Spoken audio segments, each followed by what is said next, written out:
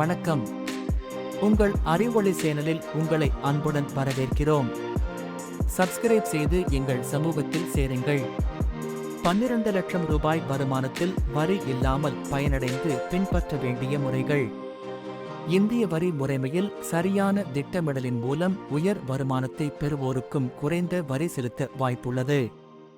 உதாரணமாக, ஆண்டுக்கு 12 லட்சம் ரூபாய் சம்பளம் பெறும் ஒருவர் தகுந்த கட்டுப்பாடுகளை பயன்படுத்தி முழுமையாக வரி தவிர்க்கலாம்.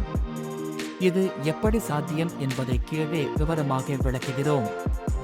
ரமேஷ் என்ற தனியார் துறையினர் மாதத்திற்கு 1 லட்சம் ரூபாய் சம்பளம் பெறுகிறார். முதலில் தனது சம்பளத்தில் மிகுதியான பகுதியை வரியாக செலுத்த வேண்டியதென நினைத்தார். ஆனால் பழைய வரி முறையின் கீழ் சரியான கழிவுகளை பயன்படுத்தி தனது வரி பாக்கியை குறைத்து முடிவில் முழுமையாக வரி விலக்கு பெற்றார். பழைய வரிமுறை எவ்வாறு உதவியது? புதிய வரிமுறையை விட பழைய வரிமுறை பல கழிவுகளை அனுமதிக்கிறது. பழைய முறையின் மூலம் தனது வரியிழக்கப்படும் வருமானத்தை 5 ரூபாய் லட்சமாக குறைத்து பிரிவு 87 அவ்வரி மீளளிப்பு மூலம் முழுமையாக வரி தவிர்க்க முடிந்தது. ரமேஷின் வரியிழக்கப்படும் வருமானம் குறைந்த விதம் 1. நிலையான கழிவு மற்றும் பிரிவு 80C முதலீடுகள் 50,000 ரூபாய் நிலையான கழிவு சம்பளத்திலிருந்து முதல் கழிவாக 50,000 ரூபாய் கழிக்கப்பட்டது. பிரிவு 80C கழிவு EPF, PPF, ELSS முதலீடுகள் மற்றும் குழந்தைகளின் கல்வி கட்டணம் மூலம் 1.5 லட்சம் ரூபாய் கழிக்கப்பட்டது. மொத்தம் 11.5 லட்சம் ரூபாய் 10 லட்சம் ரூபாய். 2. NPS மற்றும் வீட்டு கடன் வட்டி பிரிவு 80 CCD 1B 50,000 ரூபாய் தேசிய ஓய்வு திட்டத்தில் முதலீடு செய்யப்பட்டது.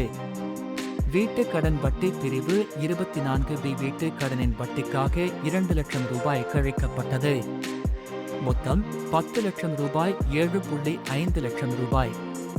3. சுகாதார காப்பீட்டின் மூலம் மீதமான கழிவுகள் பிரிவு 80D ரமேஷ் தனது குடும்பத்திற்கும் பெற்றோருக்கும் மருத்துவ காப்பீடு வாங்கி 50,000 ரூபாய் கழிவாக பெற்றார். மொத்தம் 7.5 லட்சம் ரூபாய் 7 லட்சம் ரூபாய். 4. வீட்டு வாடகை HRA கழிவு ரமேஷ் வாடகை வீடு வசிப்பதால் HRA மூலம் 2 லட்சம் ரூபாய் கழித்தார். மொத்தம் 7 லட்சம் ரூபாய் 5 லட்சம் ரூபாய். 5. பிரிவு 87 மூலம் வரி முழுமையாக ரத்து 5 லட்சம் ரூபாய் வருமானத்துக்கு கீழ் வருவோர் பிரிவு 87 கீழ் வரி மீளளிப்பு பெறுவதால் அவரது வரி பாக்கியம் முழுமையாக ரத்து செய்யப்பட்டது. பழைய வரி முறையின் முக்கியத்துவம் புதிய வரிமுறை அதிக விகிதங்களை வழங்கினாலும் பழைய வரிமுறை அதிக கழிவுகளை வழங்குகிறது. இதன் மூலம் குறைந்த முதலீடுகளுடன் கூட உங்களின் வரி பாக்கியத்தை குறைத்து முழுமையாக வரி தவிர்க்க முடியும். வரி செலுத்துவோர் தங்கள் வரி திட்டமிடலுக்கு முன்னால் பழைய மற்றும் புதிய வரிமுறைகளை ஒப்பிட வேண்டும். ரமேஷின் உதாரணம் சரியான திட்டமிடலின் மூலம் அதிக வருமானத்திலும் வரி செலுத்தாமல் இருக்க முடியும் என்பதை நிரூபிக்கிறது. நன்றி நண்பர்களே. அறிவொளியுடன் தொடர்வோம். உங்களை அடுத்த வீடியோவில் சந்திக்கின்றேன்.